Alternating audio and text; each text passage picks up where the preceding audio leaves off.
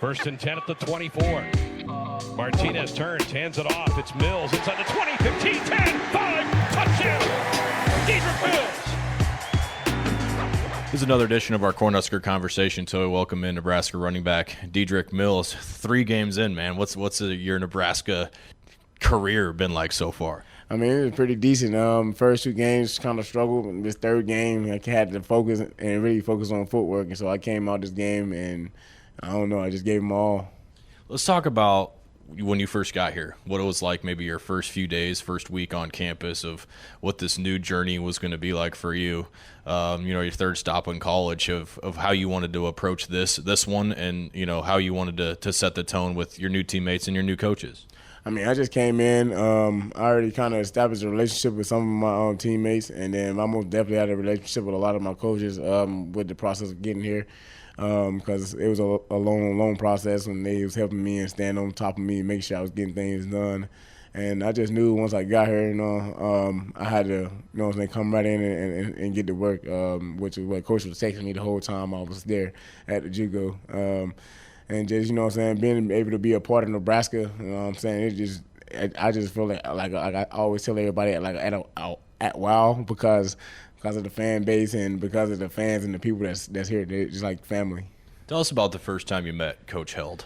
First time I met Coach Hill, I mean, he was like any other coach when you meet him, introduce himself. Like I introduced myself, and then, I guess maybe we started texting each other and stuff. And then, after he left from visiting me and I was at JUCO, he started texting me and stuff. And then I see the crazy side of Coach Hill now, you feel me? When they told me he was a wild dude, you know what I'm saying, and that I was going to like him, and since I've been here, I love Coach Hill, man. He's like a father to me. It seems like the bond with the players is really important to him. How is it for you, going to all these different, getting all these coaching experiences, what the connection is like with him and what makes him so good at that and why you trust him? I mean, I trust Coach Hill, simply because, he once was a JUCO coach, and him being a JUCO coach, he understands certain situations and certain things that I go through. So, I mean, he helped me stick it out and helped me, make the decision. Not literally just make the decision, just gave me a leeway to being where I wanted to be at for my last few years.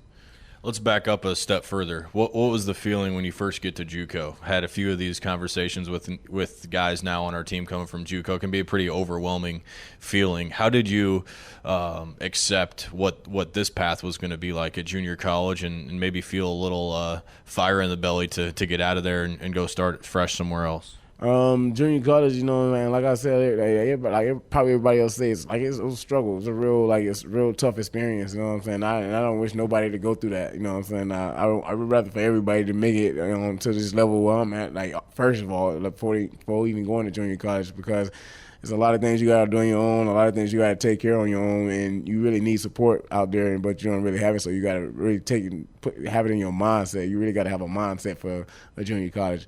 But I had that mindset, and just once I got this offer, I just kind of I got to stick it out, really grind and do what I'm supposed to do so I can get there.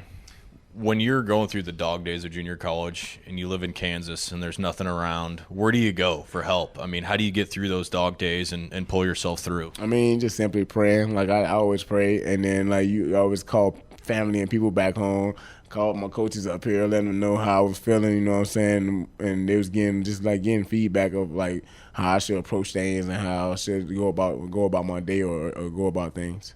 How would you describe just the way of football in junior college, the way your coaches approach it, the way your teammates approach it? Obviously the common goal is winning, but there's other common goals of for the players to want to go to bigger universities. What's the dynamic like there, just from the football side of it? I mean, you got players that are selfish, but you also got players that are like me. I'm a team player. I'm always a team player first. I'd rather do anything I got to do to get done for the team. Just so, I mean, and what you doing, what you got to do to get done for the team, allows you to allows you to have more opportunity of getting offered for anything that you doing on the field. And in junior college, a lot of the mindset me and my team had when I was at junior college was just everybody do their job. You know what I'm saying? Once everybody focus on their job, then everybody can get offered. You know what I'm saying? And if everybody do that at every school, and it'll work like that. You were at Georgia Tech before, and there's probably a lot of admiration from Husker fans that you got to play in a triple option system because that's what we had at Nebraska in the '90s. When you were getting recruited out of high school, what was the incentive or attractiveness to go play in that style of offense in a day and age where you come to Nebraska and they like to chuck it around and spread it out? I mean, simply because I was running a wing T in high school, so it was kind of similar to the triple option. But I was at the wing T in high school. I was like the wing instead of the fullback.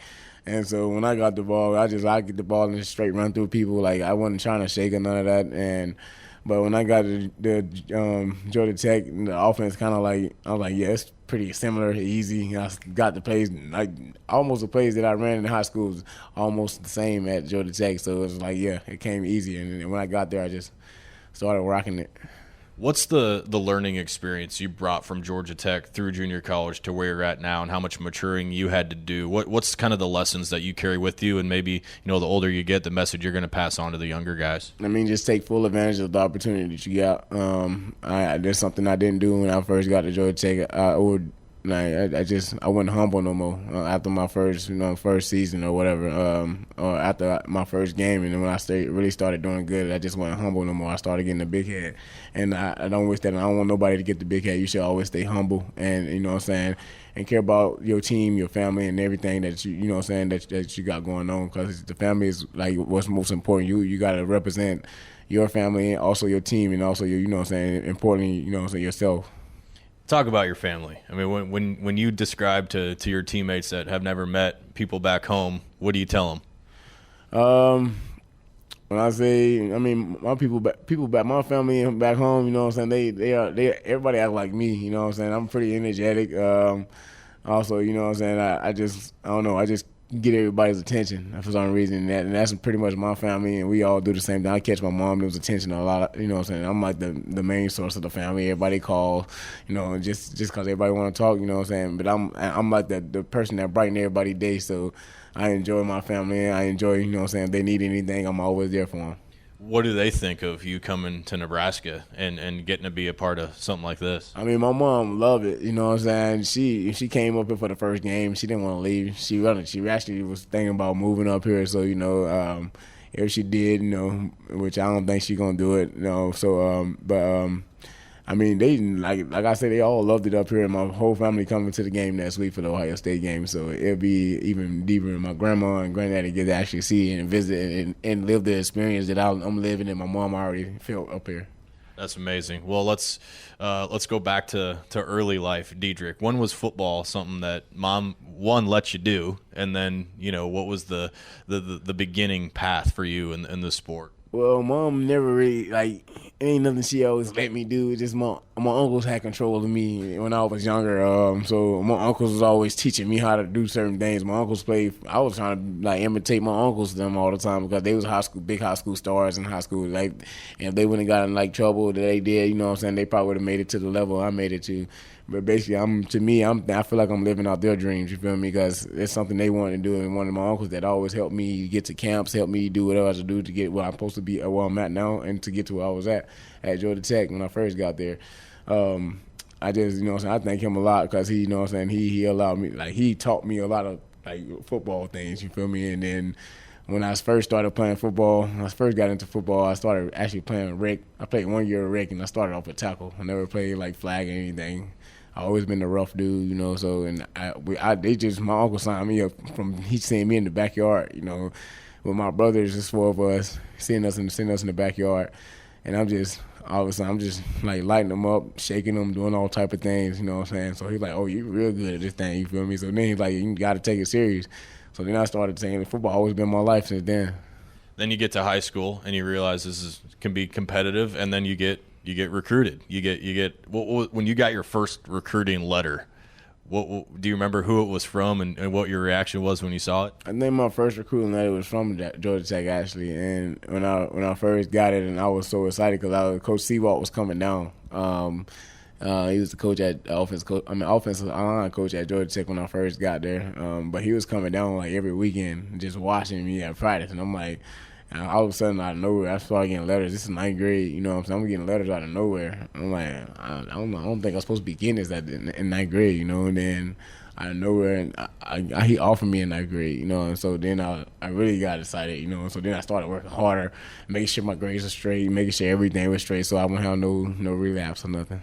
You get the letters, and then the hard part comes to going away from home for the first time. What was it about Georgia Tech that you felt that attachment to, that maybe the relationship with the coaches or whatever, that you felt comfortable, and that's where you wanted to go give it a shot? I mean, I had a relationship with Coach Seawalk, like, real deep, and him, just like me and him, he stuck by my side through a lot of things, and knew a lot of things that was going on in my life and with my family. So he also, you know what I'm saying, kept me motivated and to doing what I was supposed to do to get out of there and help them out.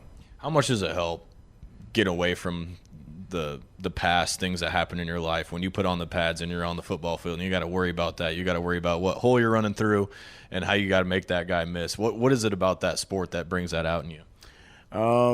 Just a lot of pain, hurt, struggle that I go through and that I've been through, and when I get on the game, I feel like it's a chance to let it all out when I'm out on the field, and because that's the aggression and anger I play with, and you know what I'm saying, I feel like, you know, it's just something I got to do, because what I'm doing is like benefiting me and also benefiting my family and helping us out because of the things we done been through in life.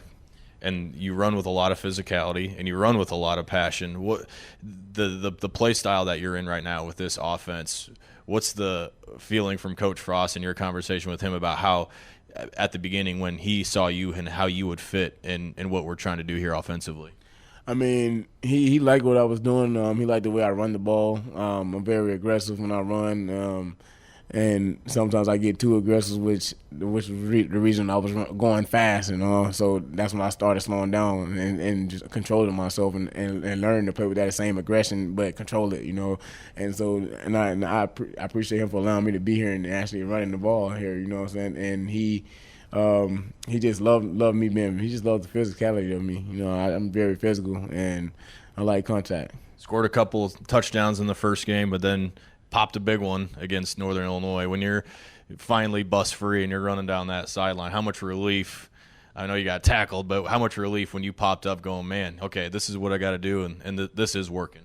Man, it felt good. It felt amazing. And when I broke it open, I felt like, yeah, I made my mark now, you know, and everybody know what I can do now, you know what I'm saying? So now, from this point on, I just got to continue to do what I got to do and work hard at practice and come out every game the same way.